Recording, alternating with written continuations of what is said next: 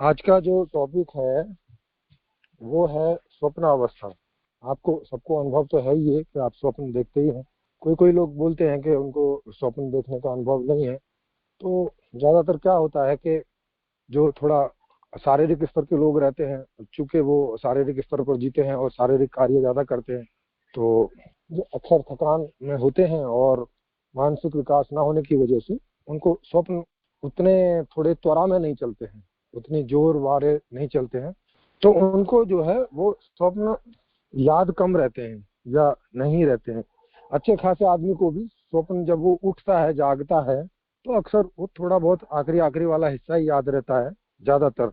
और कभी कभार कोई वैसे सपने होते हैं जो थोड़े कोई ज़्यादा डरावने हैं या कुछ जो हमें ज़्यादा जोर से हिलाते हैं, और चूंकि उस समय आंख भी खुल जाती है, तो वो कुछ करके सपने याद रह जाते हैं। जो नॉर्मली हम लोग सपने देखते रहते हैं वो याद नहीं रहते, और उसकी वजह ये रहती है, जैसा मैंने आपको कल बताया ही था, कि स्वप्न के समय जो चेतना की अवस्था है वो काफी कम चेतनित हो जाती है। जैसे मैंने बताया कि अगर जागृत में जितनी आपकी चेतना है उसको 100% आप मान लें, तो उसमें लगभग लगभग 70% की गिरावट आ जाती है।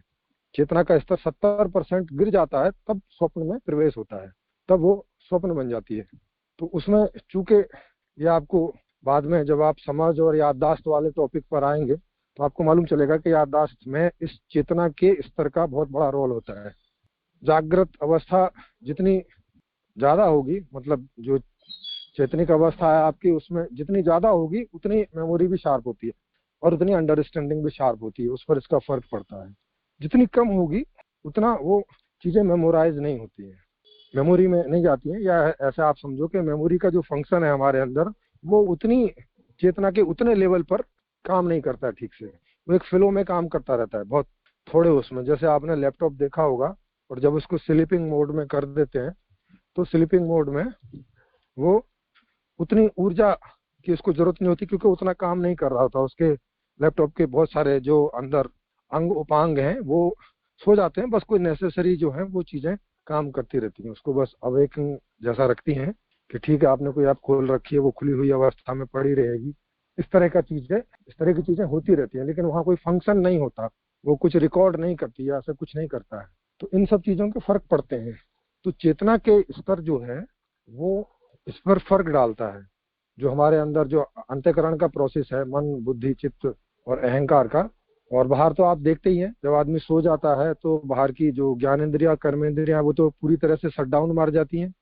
उनमें तो कोई रहता नहीं, कान थोड़ा सा खुला रहता है बस, कि कान में अगर कोई जोर की आवाज आएगी तो वो आपके स्वप्न तक पहुंच जाती है।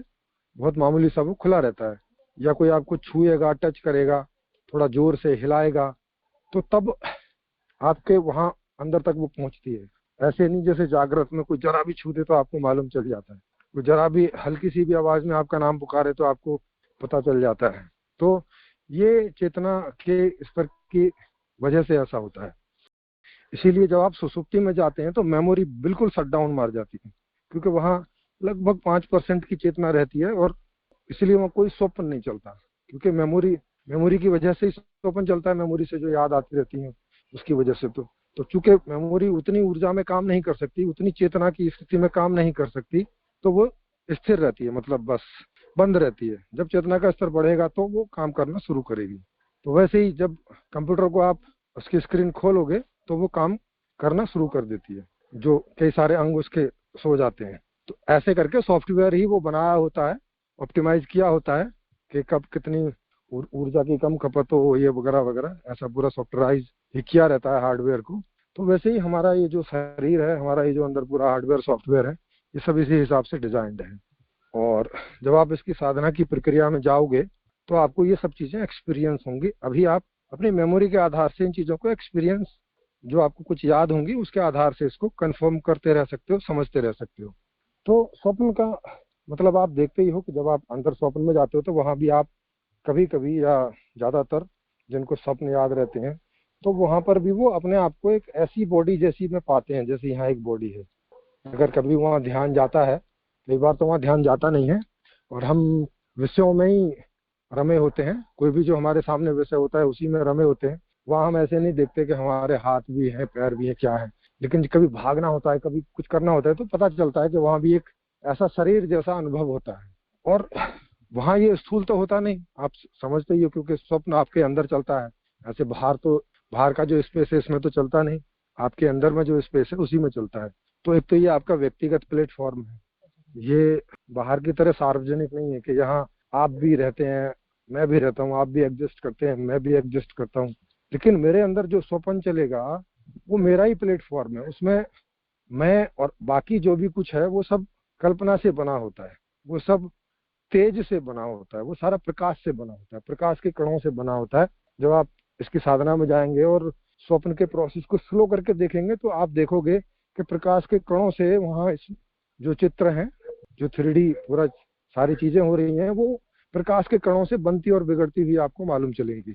जब उसकी स्लो प्रोसेस करके देखोगे, जैसे किसी फिल्म को स्लो चला के देखते हैं, तो आप देखते हो, तब आपको पता चलता है ओहो ये अलग अलग फोटोग्राफ है, ना कि वहाँ सच में वैसा कुछ हो रहा है। तो जब उसको एक पर्टिकुलर स्पीड में चलाते हैं तो आपको एक ऐसा लगता है जैसे सजीव में कुछ हो रहा है, ऐसा कोई एक्टिविटी हो रही है। लेकिन जब आप अगर उसको पार्ट बाई पार्ट देखो, फ्रेम बाई फ्रेम देखो, तो आपको पता चलेगा कि हर फ्रेम की एक फोटो रहती है और उसका एक नीचे ऑडियो रहता है, जिससे हमें ऐसा अनुभव होता है कि सब लाइव चल रहा है। तो वहां पे जब उसको स्लो करके देखोगे आप स्वप्न को, तो आपको पता चलेगा कि प्रकाश के कणों से या रंगों जैसा चीजें वो बन और बिगड़ रही होती है, कोई भी, चाहे वहां आप खुद हो और चाहे कोई चीज है, आगे शेर है, बकरी है, सूरज है, चांद है, जो भी कुछ है, कोई दूसरे आदमी है, वो सब प्रकाश से ही बने बड़े होते, प्रकाश के छोटे छोटे छोटे छोटे वो आपको बिखरते हुए और फिर कुछ बनते हुए ऐसे आपको नजर आएंगे। तो इस वजह से जो स्वप्न का दृष्टा है या जो स्वप्न का भोक्ता है, उसका नाम तेजस रखा है। तेजस का मतलब रहता है कि वो तेज का बना हुआ, माने प्रकाश के कणों का बना हुआ है।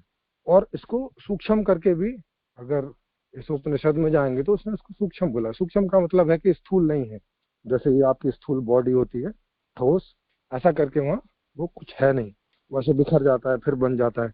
कभी कभी तो स्वप्न में ऐसा होता है कि आपकी बॉडी दूसरे कोई शक्ल की होती है। मेरे साथ ऐसा कई बार हुआ जब मैं साधना करता था। तो एक बार तो मेरी हाइट 4 फुट की थी, जबकि मेरी हाइट 5 फुट 10 इंच है, और वो मेरी शक्ल भी, मैं अपने आप को किसी दूसरी शक्ल में देख रहा था। तो अब चूंकि वो पूरा कल्पना का लोक है, तो वहाँ कोई भी वजह से कैसी भी कल्पना शुरू हो जाती है, या आप जब वहाँ जगे हुए जाओगे साधना के द्वारा, तो वहाँ आप कोई भी अपनी कल्पना जानबूझ कर सकते हो, और उसके हिसाब से स्वप्न क्रिएट हो जाता है, उसके हिसाब से वहाँ स्वप्न चलने लगता है। तो इसको आप देखोगे कि ये जो आप जगे होने में विचार प्रक्रिया होती है, विचार प्रक्रिया चलती है, इसी विचार प्रक्रिया के कारण ही ये वहां पे आपको विजुलाइज होती है, उतनी डिम चेतना के कारण। अभी वो जो आपको जागृत में विचार जैसे अंदर चलते हैं, अगर आप अपनी आंख बंद करके और थोड़ा देखें कि आपके अंदर कोई विचार चल रहे हैं क्या किसी चीज से रिलेटेड, तो अभी आपको विचार अनुभव में आएंगे, दिखेंगे नहीं। लेकिन जब अगर आपकी चेतना थोड़ी डिम कर दी जाए तो वो चीजें दिखने लगती हैं, वो चीजें ऐसे होने लगती है जैसे एक्सपीरियंस हो रहा है, सच में रिलीव जैसे होने लगती हैं। तो ये स्वप्न की करेक्टरिस्टिक्स है, सारी की सारी उसके लक्षण है, उसके गुण है। तो हाँ ऐसे ऐसे होता है सब। और जनरली चूंकि ये बहाव बहता रहता है, और ये बहाव कहाँ से आ रहा है इसको भी समझना जरूरी है। ये बाहर जागृत से आ रहा है। आप जो सारे दिन बाहर जाग कर जैसा जीवन जीते हैं, और उसमें आपके साथ जो जो कुछ होता है, और जिस जिस तरह से आप उससे अच्छे या बुरे रूप से प्रभावित होते हैं, इन्हीं का ताना बाना आपको अंदर जैसे आपके विचारों में चलता रहता है। विचारों में या तो उसको लेके आप कुछ डरे रहते हैं, इनसिक्योर रहते हैं, तो इनसिक्योरिटी को दूर कैसे करेंगे उसकी प्लानिंग करते रहते हैं, तरीके ढूंढते रहते हैं, या डरते रहते हैं, या जो भी आपकी स्थिति रहती है, इन्हीं सब चीजों का ताना बाना स्वप्न होता है।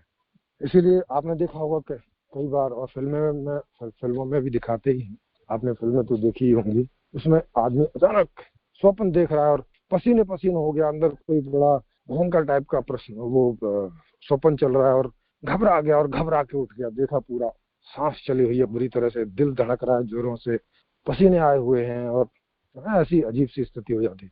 कई लोग तो सोते सोते मर भी जाते हैं। कोई कोई इस प्रकार के अंदर कोई उनको स्वप्न में कोई ऐसी स्थिति खड़ी हो जाए जो ना बर्दाश्त हो, तो कई बार हार्ट अटैक भी लोगों का हो जाता है। इसलिए 50 की उम्र के बाद में कई लोग सोते सोते मर जाते हैं। तो उसका मतलब यही रहता है कि और कई कारणों के साथ साथ कोई और भी कारण हो सकते हैं ये भी, क्योंकि वहां पे ये होश तो रहता नहीं है कि हम स्वप्न देख रहे हैं। वहां तो जब आप स्वप्न देख रहे होते हैं तो वो ऐसा लगता है कि सच में ही आप जी रहे हैं। वहां पे ये अंतर नहीं होता स्वाभाविक रूप से कि आप स्वप्न देख रहे हो। जैसे ये आप अंतर यहाँ करना चाहो तो यहाँ कर सकते हो, जागृत में अपने आप को चेक कर सकते हो कि ये मैं जगा हूँ कि सोया हूँ। लेकिन वहाँ ये बात उठती ही नहीं है। वहाँ जब आप साधना की वगैरह की प्रक्रिया में जाएंगे तब ये बात वहाँ उठनी शुरू होगी। नहीं तो ये जनरली वहाँ ऐसा होता नहीं है कि वहाँ आपको पता चले कि आप स्वप्न देख रहे हैं, ऐसा वहाँ एहसास होता नहीं है। तो ये सारी मैं आपको स्वप्न की करेक्टरिस्टिक्स बता रहा हूँ कि स्वप्न क्या है, स्वप्न अवस्था क्या है, कैसे होती है, कहाँ से प्रभावित होती है। अच्छा, इसका उपयोग क्या है? इसका उपयोग जो आप वैचारिक प्रक्रिया चलाते हैं तो इसके कई सारे उपयोग हैं। जैसे आप इस स्वप्न अवस्था की वजह से विचार प्रोसेस कर पाते हैं, विचार कर पाते हैं। अगर ये अवस्था नहीं होती तो विचार नहीं चलते आपके। ये वाली जो प्रक्रिया है आपके अंदर ये नहीं होती, क्योंकि आपके स्वप्न अवस्था में दो करण रहते हैं, आपका मन और बुद्धि। तो ये जो चिंतन मनन की प्रक्रिया है और ये जो निर्णय लेने की प्रक्रिया है, ये दोनों प्रक्रियाएं स्वप्न के तल की वजह से होती है। अगर स्वप्न का तल है तो ये चलती है। जब आप जगे रहते हैं तो ये चिंतन मनन और निर्णय की के रूप में आपके सामने आते हैं, और जब आप सो जाते हैं, बाहर की प्रक्रियाओं को बंद कर देते हैं, तो यही चीजें स्वप्न के रूप में आपको अंदर परिलक्षित होती हैं, एक्सपीरियंस होती है, अनुभव होती है। उसके कई लाभ भी हैं। जैसे आपको कोई प्रश्न चल रहा है, कोई स्थिति चल रही है जो आपको परेशान किए हुए है, या कोई समस्या आ गई है जिसका आपको समाधान करना है, तो आप दिन भर में उसके ऊपर सोचते रहते हैं, ये करें, वो करें, ऐसा करें, वैसा करें, क्या करें, ऐसा करने से क्या हो जाएगा, ये हो जाएगा, वो हो जाएगा, ये सब आप करते रहते हैं। कभी कभी आप देखेंगे कि ऐसे सोचते सोचते, चिंतन मनन करते करते आप सो जाते हैं, माने स्वप्नावस्था में चले जाते हैं। जब स्वप्नावस्था में चले जाते हैं, और अगर ये बात कंटिन्यू रह सकी, जो तभी कभी रहती है जब आप किसी चीज से बहुत ज्यादा आकर्षित हैं और या तो बहुत ज्यादा चिंतित हैं, क्योंकि तभी आप उसमें उतने जोरों से लगते हैं कि वो चीज स्वप्नावस्था में कंटिन्यू कर जाती है, यहाँ की कंटिन्यूटी हो जाती है, दूसरी चीजें नहीं आती उसमें। तो कई बार वहां पे आपको सोल्यूशन मिल जाता है, और वो भी ऐसा नहीं कि केवल सोचने में आता है, वहां वो दिखने लगता है, वैसे पिक्टोरियल में चलता है, पिक्चर रूप में, फिल्म जैसे रूप में। वहां वहां पे आपको वो ऐसा पिक्टोरियल होता है, और उस पिक्टोरियल से ही आपको वो सोल्यूशन समझ में आ जाता है। ओहो, अच्छा, ये होने से तो ये मामला सुलझ जाएगा। तो इन सब चीजों से आप समझ सकते हैं कि ये जो विचार विमर्श है, आप चाहे बाहर किसी के साथ करें या अपने अंदर ही खुद करें, और उसमें जो आप निर्णय लेते हैं, ये दोनों जो प्रक्रिया है ये स्वप्न के तल पर होती है। तो सोते में जो स्वप्न है, जागते में वही विचार प्रक्रिया और निर्णय प्रक्रिया है। ये आपको समझ में आएगा, इनका दोनों का, इनका रिलेवेंस भी समझ में आएगा, इसका एग्जिस्टेंस भी, इसका संबंध क्या है आपस में, ये आपको समझ में आएगा। तो और इसी से, क्योंकि ये मेन चीज है, मन और बुद्धि जो है, क्योंकि आप वो सब चीजें प्रोसेस कर पाते हैं, चिंतन मनन कर पाते हैं, निर्णय ले पाते हैं, इसी वजह से आप इतने प्रखर हैं, या आपको मनुष्य कहा जाता है। आपको विशेष रूप से मनुष्य, जब मैं अभी पूछ रहा था कि मनुष्य की परिभाषा क्या है, तो मनुष्य की परिभाषा ये है कि जो प्राणी चिंतन मनन करने में सक्षम है उसको मनुष्य बोलते हैं। ये उसका मेन मुख्य परिभाषा है। अगर आप बोलोगे कि इच्छा करता है, नहीं, इच्छा तो जानवर भी करते हैं ये तो कॉमन हो जाएगा मनुष्य में भी, उसमें भी। तो आपको वो परिभाषा देनी होती है जिससे वो एकदम स्पष्टतः पहचान में आता, वो केवल यही है, इसी में ये बात है, और कहीं नहीं है ये बात किसी दूसरी चीज में। तो उससे वो पहचान हो जाती है, वो उसकी अपनी अनोखी पहचान होती है। मतलब वो बात किसी दूसरी चीज में नहीं दिखाई पड़ती, जिससे आप पहचान लेते हो कि हाँ ये वही चीज है। नहीं तो अगर कोई ऐसी चीज बताएगा जो कई चीजों में होती है, जैसे कोई बोले कि भाई आम की पत्तियां हरी होती हैं, अब इस बात से आप पहचान नहीं सकते आम को, ये आम का मुख्य गुण नहीं है, क्योंकि दूसरे भी पेड़ हैं उनकी भी पत्तियां हरी होती है, तो आप इस बात से पहचान नहीं पाओगे। तो उसकी कोई ऐसा मुख्य गुण बताना पड़ेगा जो वैसा गुण किसी दूसरे पेड़ में नहीं होता, तो फिर आप उससे पहचानो। ओहो, तो परिभाषा हमेशा अनोखी बात में की जाती है, क्योंकि परिभाषा करने की जो जरूरत है, परिभाषा करने का जो उद्देश्य है, वो किसी चीज को पहचान करना होता है कि आप जिसको बता रहे हो उस परिभाषा के आधार से किसी चीज को आइडेंटिफाई करें कि ये वही है जो सर ने बताया था या कुछ और है। फिर उसके उपगुण होते हैं, दूसरे गुण, फिर उनको चेक करता है, हाँ ये भी इसमें दिख रहे हैं, ये भी दिख रहे हैं, अच्छा तो फिर वो निश्चित हो जाता है हाँ यही चीज है, इसी के बारे में बताया था। तो परिभाषाएं इस तरह ये सब चीज के लिए की जाती है और उसका ये उद्देश्य होता है। तो जो शिक्षा व्यवस्था में ज्ञान के उपक्रम में, ज्ञान की प्रक्रिया में इसका रोल होता है, इसलिए सारे क्लासिफिकेशन किए जाते हैं। तो ये जो सारी चीज है ये कहाँ से आ रही है? ये आ रही है आपके स्वप्नावस्था से। ये जो सारी शिक्षा व्यवस्था आप देख रहे हैं, सीखना सिखाना, क्योंकि ये सब चिंतन मनन पर ही आधारित है, इतनी रिसर्च करना ये सब चिंतन मनन पर आधारित है। आप समझ रहे हो कितना बड़ा रोल है स्वप्न जगत का, हमारी जो स्वप्नावस्था है उसका कितना बड़ा रोल है। मन और बुद्धि कितनी बड़ी चीज है। ये मन और बुद्धि आदमी को दूसरे जीव जंतुओं से एकदम पृथक कर देती है, एकदम बता देती है हाँ ये मनुष्य है। तो पूरी शिक्षा व्यवस्था इसी के ऊपर आधारित है, इसी क्षमता के की वजह से, इसी क्षमता की वजह से कोई सीख पाता है और इसी क्षमता की वजह से कोई सिखा पाता है।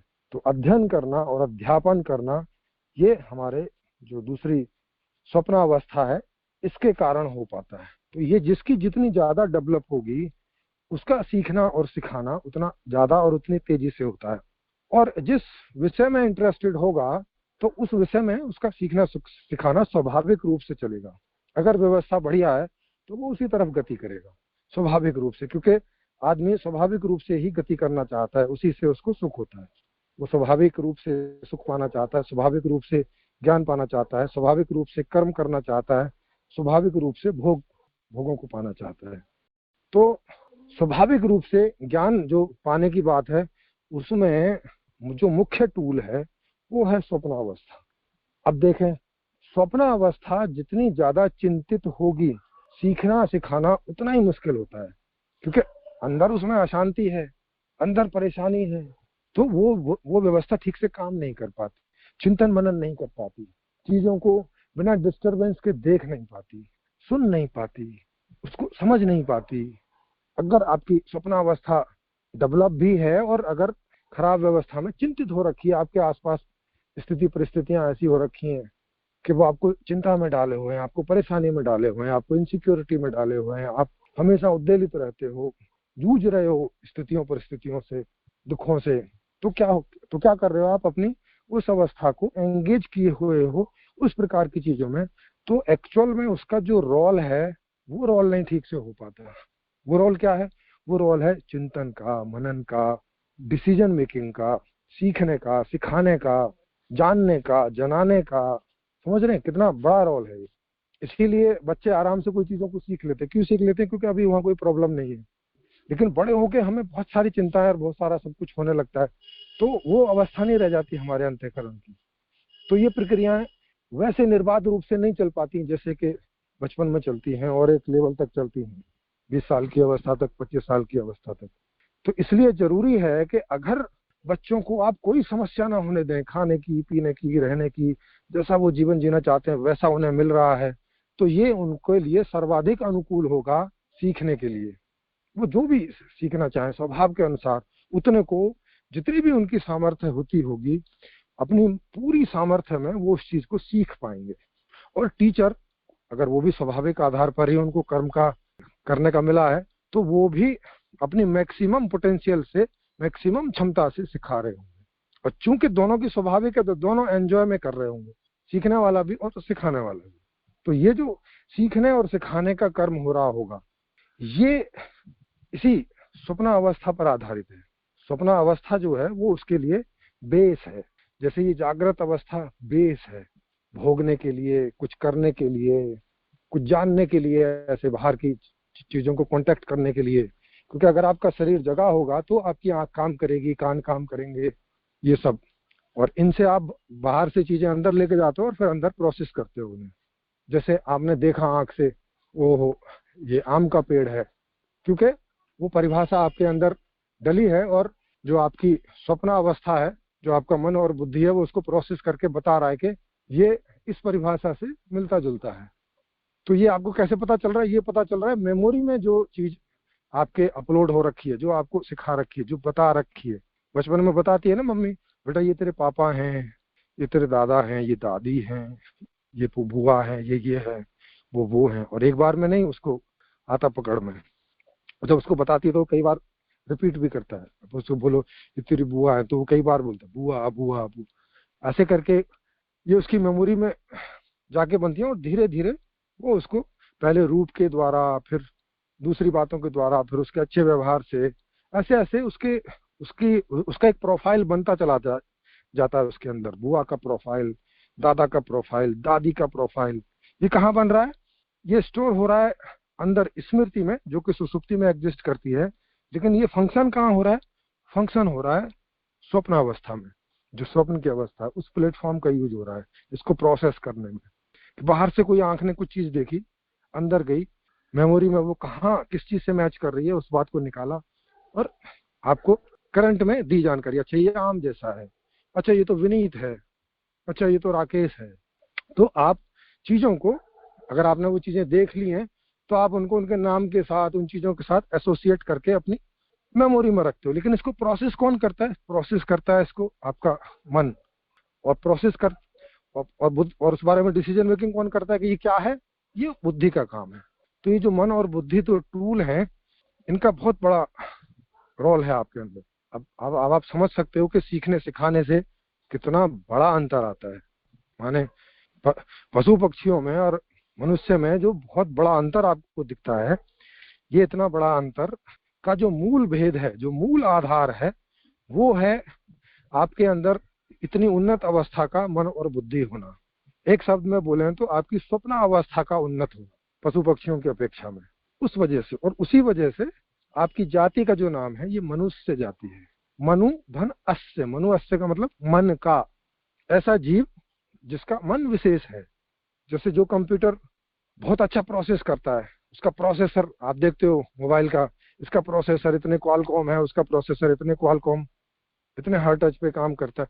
तो जितना बढ़िया प्रोसेसर होता है, उतना बढ़िया कंप्यूटर, उतनी फास्ट प्रोसेसिंग करता है, उतने जल्दी वो रिजल्ट देता है, उतना सटीक करता है। तो ये जो स्वप्न अवस्था है, ये ऐसी अवस्था है। और इसके भोक्ता को, क्योंकि ये अंदर का भोक्ता है, ये बाहर का नहीं है, तो ये अंदर का है। ये उन चीजों को अंदर ही अंदर प्रोसेस करता है, उसका अपना एक टेस्ट होता है, माने सुख होता है उसका। तो जो लोग ज्यादातर ज्ञान ओरिएंटेड होते हैं, वो इसका अच्छे से मजा लेते हैं। बाकी लोग तो जनरल प्रोसेस करते हैं, जो मान लिया शारीरिक स्तर के हैं या मानसिक स्तर के हैं, तो वो एक शारीरिक स्तर के तो बहुत कम प्रोसेस करते हैं, मानसिक स्तर के कुछ एक हद तक प्रोसेस करते हैं, मगर तब भी कोई वहाँ वो ज्ञान ओरिएंटेशन नहीं होती है। भावनाशील व्यक्ति में ज्ञान ओरिएंटेशन थोड़ी होती है, उसको पता चलता है कि हाँ ये कोई चीज है, ज्ञान कोई एक बड़ी चीज होती है, इसका बड़ा महत्व होता है जीवन में। और जो कॉन्शियस ओरिएंटेड लोग होते हैं, वो इसके भोगी होते हैं, उनका ये भोग होता है विशेष रूप से। तो वो किसी ना किसी नॉलेज में ही लगे रहते हैं हमेशा, ज्ञान के वो विशेष रूप से भोगी होते हैं। तो अंतः का भोक्ता है, अंदर का भोक्ता है। वैसे भी जब आप रात में स्वप्न देखते हैं, तो उस समय अंदर के भोक्ता होते हैं। अंदर जो भी कुछ प्रक्रियाएं चल रही होती हैं, उनको आप भोग रहे होते हैं, जो भी अच्छी और बुरी है। तो ये स्वप्नावस्था है। अब आप स्वप्नावस्था को समझ रहे हैं, तो आप समझ सकते हैं कि शिक्षा व्यवस्था कितनी महत्वपूर्ण चीज है। शिक्षा व्यवस्था की वजह से ही पीछे का जो ज्ञान विज्ञान है सारा, वो थोड़े ही समय में आगे आने वाली पीढ़ी को दे दिया जाता है। अगर ये प्रक्रिया ना हो, तो हर आदमी को अपने से ही हर बार खोजना पड़े। हर आदमी को आग खोजनी पड़ेगी हर बार अपने जीवन। हर आदमी को हर चीज खोजनी पड़ेगी। अगर वो राइट डाउन ना हो, उसको पढ़ाया ना जाए, पढ़ा के अगली पीढ़ी जल्दी से समझ ना ले और फिर उसके आगे काम करे, ये जो शिक्षा व्यवस्था है, ये पूरी इसी पर आधारित है। अब जो लोग इस मानसिक अवस्था को या स्वप्न अवस्था को नहीं ठीक से जानते, तो वो शिक्षा का डिजाइन नहीं ठीक से कर सकते, शिक्षा व्यवस्था को डिजाइन ठीक से नहीं कर सकते, किस प्रकार के लोग इसमें नियुक्त हों ये डिसीजन मेकिंग ठीक से नहीं कर सकते, जो सिलेबस है वो किस तरह से उसको साल दर साल डिस्ट्रीब्यूट किया जाए ये नहीं वो डिसाइड कर सकते, कितना सिलेबस किस चीज का किस उम्र में कैसे, वो माने पूरी शिक्षा व्यवस्था जो है वो उसको ठीक से डिजाइन कभी नहीं कर सकते। ना तो डिजाइन कर सकते ठीक से, और ना उसको फिर रन कर सकते, ना उसकी सुपरवाइजिंग कर सकते। क्योंकि मालूम ही नहीं है तो सुपरवाइजिंग क्या करेंगे, क्या देखेंगे वहां जाके। तो आप देख ही रहे हो जिस समय जैसे लोग होते हैं, तो शिक्षा व्यवस्था भी उसी स्तर की होती है। उसमें बहुत सारी खामियां होती हैं, बहुत सारी जबरदस्ती होती है, बहुत सारी मजबूरी होती है। जैसे अभी आप 20-30 साल पहले चले जाओ, 40 साल पहले, तो उस समय मास्टर लोग डंडा बहुत बजाते थे। माने हमारे पिताजी लोग, चाचा लोग जो पढ़े, तो मास्टर खुल के डंडा बजाते थे, खुल के। लेकिन अब ये क्राइम हो गया है, अब कोई टीचर किसी बच्चे को डंडा नहीं मार सकता। तो अब इतना लोगों को समझ में आया, जो व्यवस्था में लोग हैं उनको ये बात समझ में आई कि डंडा मारने से खराब मामला होता है, अच्छा नहीं होता, अच्छे में रुकावट बनती है। ये बात उनको समझ में आ गई। लेकिन अभी ये बात और बाकी समझ में आनी है कि भाई केवल डंडे की बात नहीं है, जरा भी कोई प्रेशर किसी बच्चे पर किसी भी प्रकार का शिक्षा व्यवस्था में नेगेटिव रोल अदा करता है। तो इसीलिए जब मैं बोलता हूँ कि जो नेतृत्व स्तर के लोग हैं वो कौन होने चाहिए, वो चेतना लेवल के लोग होने चाहिए अपने अपने विषयों में। जो जिस भी विषय के हैं उन विषयों में वो वहाँ नेतृत्व की क्षमता उनको, वो कार्य करना चाहिए, उस कर्म का संपादन उनको करना चाहिए। इसलिए जब बोलते हैं कि कर्म कितने प्रकार के होते हैं, तो यहाँ कर्म का मतलब होता है रोजगार परक कर्म। तो वो उनको 4 रूप में कैटेगराइज आप कर सकते हो: शारीरिक स्तर के कर्म, मानसिक स्तर के कर्म, भावनात्मक स्तर के कर्म, चेतनात्मक स्तर के कर्म। फिर अगर इनको व्यक्तिगत आधार से देखोगे तो व्यक्तिगत कर्म, पारिवारिक लेवल के कर्म, सामाजिक लेवल के कर्म, सामष्टिक लेवल के कर्म। तो इनकी वैसे ही उसी हिसाब से परिभाषा है, उस परिभाषा के हिसाब से आप समझ जाओगे कि ये कौन से वाला कर्म है। ये चेतनात्मक स्तर का कर्म है, या शारीरिक स्तर का कर्म है, ये पारिवारिक स्तर का कर्म है, क्या व्यक्तिगत स्तर का कर्म है। तो ये सारी जो समझ आपको होती है, ये जो आप समझते हो, ये जो मैं कुछ बोल रहा हूँ आप समझ रहे हो, ये इसमें रोल विशेष रूप से किस अवस्था का रोल है? स्वप्न अवस्था का रोल है। तो स्वप्न अवस्था आप समझ सकते हो इतनी प्रमुख है, इतना बड़ा रोल अदा करती है मनुष्य के जीवन में। आप देख सकते हो ये क्या चीज है। इतने सारा ज्ञान विज्ञान, इतना सारा जब सब कुछ खोजा है, वो इसकी देन है। तो ये जिन भी व्यक्तियों में जितनी जितनी उन्नत होती जाती है, तो वो व्यक्ति इन चीजों को जानने, समझने में, जनाने, समझाने में सक्षम होता चला जाता है। जी, मेरे ख्याल है ये आप स्वप्नावस्था के बारे में काफी कुछ समझ गए होंगे। जब और इसमें प्रवेश करने की बात होगी, वहां और बहुत सारी चीजें समझेंगे आप टाइम टू टाइम। तो मेरे ख्याल है आज के उसमें इतना काफी है। आपको किन को कोई प्रश्न इसमें पूछना हो तो पूछें।